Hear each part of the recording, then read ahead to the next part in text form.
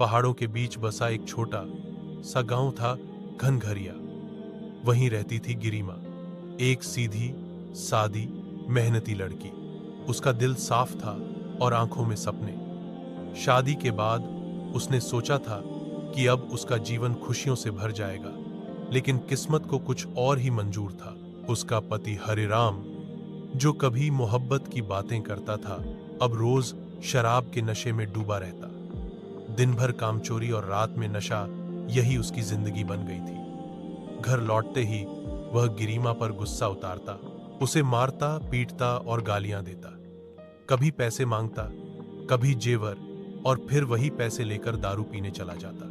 गिरिमा की आंखों में डर था, पर अब दर्द भी पत्थर बन चुका था।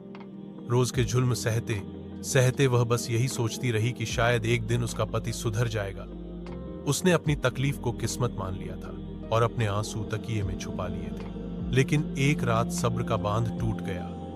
हरिराम ने नशे में हद पार कर दी। उसने न सिर्फ उसे मारा, बल्कि उसकी इज्जत को भी रौंदने की कोशिश की। उसी पल गिरिमा ने उसका हाथ पकड़ लिया और पहली बार जोर से बोली, अब बहुत हो गया हरिराम, मैं तेरी और शराब की गुलाम नहीं हूं। मैं इंसान हूं, तेरी चीज नहीं। अगली सुबह गिरिमा ने आंसुओं की जगह हिम्मत पहनी।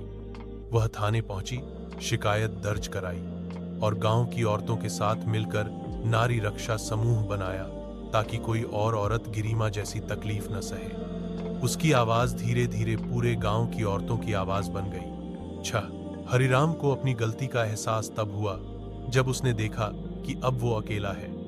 गिरिमा ने सिलाई का काम शुरू किया, बच्चों को पढ़ाया और अपनी जिंदगी फिर से संवार ली। अब उसकी मुस्कान किसी डर के नीचे नहीं थी, वह आजादी की निशानी बन चुकी।